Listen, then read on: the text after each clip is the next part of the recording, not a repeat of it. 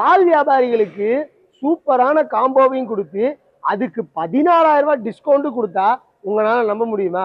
என்னது Pongal ஆஃபருக்கு cream separator வாங்கினா curd channel ஃப்ரீயா? ரொம்ப ரொம்ப முக்கியமான விஷயங்க.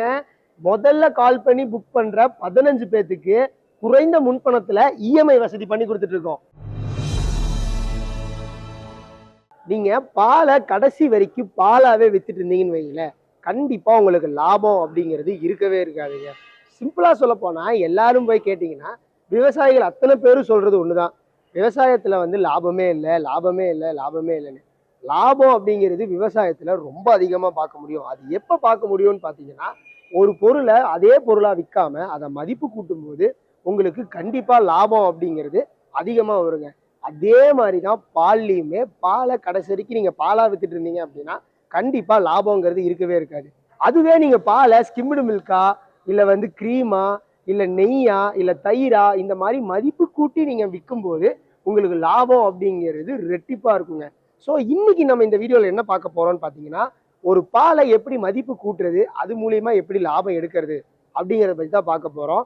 ஸோ வீடியோக்குள்ள போலாம், ஸ்கிப் பண்ணாம ஃபுல்லா பாருங்க. ஏன்னா இந்த வீடியோல நிறைய பிசினஸ் ஐடியாவையும் பேசியிருக்கோம், கூடவே இந்த மிஷின்ஸை பத்தியும் பேசியிருக்கோம். ஸோ வீடியோவை ஸ்கிப் பண்ணாம ஃபுல்லா பாருங்க. ஃபர்ஸ்ட் பார்த்துட்டீங்கன்னா இந்த கிரீம் செப்பரேட்டர். கிரீம் செப்பரேட்டர் அப்படிங்கிறது பேர்லயே இருக்கு. இது என்ன பண்ணும் அப்படிங்கிறது தான். ஒன்றும் இல்லைங்க, நீங்க கறந்த சுத்தமான பாலை நீங்க இதுல ஊத்தும் போது கிரீம் தனியாகவும் ஸ்கிம்டு மில்க் தனியாகவும் பிரிச்சு வந்துடும்.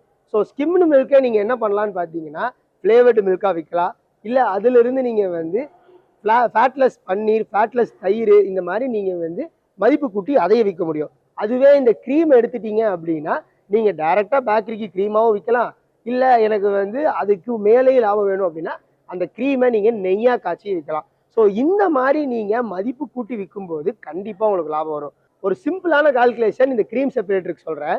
இப்போ உங்ககிட்ட 15 லிட்டர் சுத்தமான பால் இருக்குன்னு வைங்களேன், அந்த பாலை நீங்க இந்த க்ரீம் செப்பரேட்டர்ல ஊற்றும் போது அதுல இருந்து உங்களுக்கு 13 லிட்டர் ஸ்கிம்டு மில்காவும் 1 கிலோ உங்களுக்கு க்ரீமாவும் வெளியே வந்துருங்க.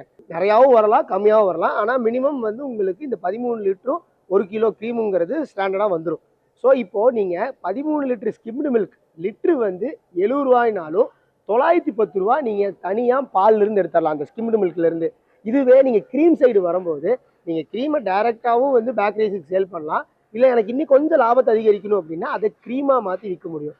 ஸோ நீங்கள் இந்த 1 கிலோ க்ரீம்லேருந்து நெய்யாக காய்ச்சும் போது உங்களுக்கு 800லேருந்து 900 கிராம் நெய் வந்துடும். ஸோ உங்களுக்கே தெரியும் ஒரு ஒரு 900 கிராம் நெய் மார்க்கெட்டில் என்ன ப்ரைஸுன்னு. ஒரு 600 ரூபாயிலேருந்து 700 ரூபா கிட்ட வந்துடும். ஸோ 910 கூட இங்கே ஒரு 800. ஸோ 910 ரூபா ஸ்கிம்டு மில்க்ல இருந்தோம், க்ரீம்ல இருந்து நெய்யாக காய்ச்சி எடுத்ததுல 800 ரூபாயும் ரெண்டையும் சேர்த்துனா 1710 ரூபா உங்களுக்கு லாபமாக வரும். இதுவே நீங்க 15 லிட்டர் பாலா வித்தீங்கன்னா வெறும் 750 ரூபா தாங்க லாபம். ஸோ 750 ரூபா எங்க, 1710 ரூபா எங்க. ஸோ இதனாலதான் சொல்றோம், எப்பவுமே ஒரு பிசினஸை பண்ணும்போது, அதுலயும் விவசாயம் பண்ணும்போது மதிப்பு கூட்டி விற்கும் போதுதான் உங்களுக்கு லாபம் அதிகரிக்கும். இது எல்லாம் ஓகே, க்ரீம் செப்பரேட்டர் பத்தி எனக்கு தெளிவா புரிஞ்சிருச்சு, நான் வாங்கிக்கிறேன். ஆனா கூட காம்போவா ஃப்ரீயா கொடுக்குறேங்கிறியே, இது என்ன அப்படின்னு கேட்டீங்கன்னா இதுதாங்க கர்ட் சேனல். மிஷின் பார்க்கதான் குட்டியா இருக்கும், இது மூலியமாவும் உங்களால் லாபம் சம்பாதிக்க முடியும். இப்போ நீங்க தயிர் பிசினஸ் பண்ணிட்டு இருக்கீங்கன்னு வைங்களேன், நீங்க பால் வச்சிருக்கீங்களா, ஆப்வியஸ்லி நீங்க தயிரும் செய்வீங்க.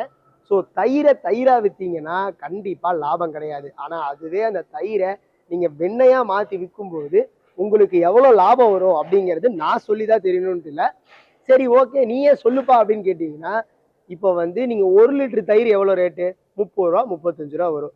இதுவே நீங்க அந்த 1 லிட்டர் தயிரை நீங்க இது மூலியமா வெண்ணையா மாற்றும் போது உங்களுக்கு கிட்டத்தட்ட 70லிருந்து 100 கிராம் வெண்ணையா கிடைக்கும்.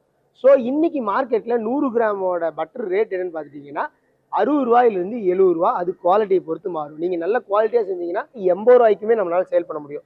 ஸோ ரெட்டிப்பான லாபம். தயிரா வித்தீங்கன்னா வெறும் 30 ரூபா வர இடத்துல தயிரை நீங்க வெண்ணையா மாத்தி விற்கும் போது உங்களுக்கு 70 ரூபாயிலிருந்து 80 ரூபா போகும்.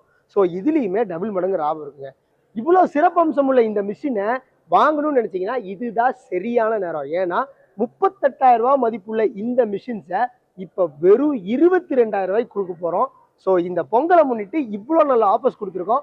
ஸோ டைம் வேஸ்ட் பண்ணாதீங்க, இப்பவே ஸ்கிரீன்ல தெரிய நம்பருக்கு கால் பண்ணி புக் பண்ணுங்க. உங்க பிசினஸ்ல இருந்து வரக்கூடிய லாபத்தை ரெட்டிப்பா மாத்துங்க. நன்றி, வணக்கம்.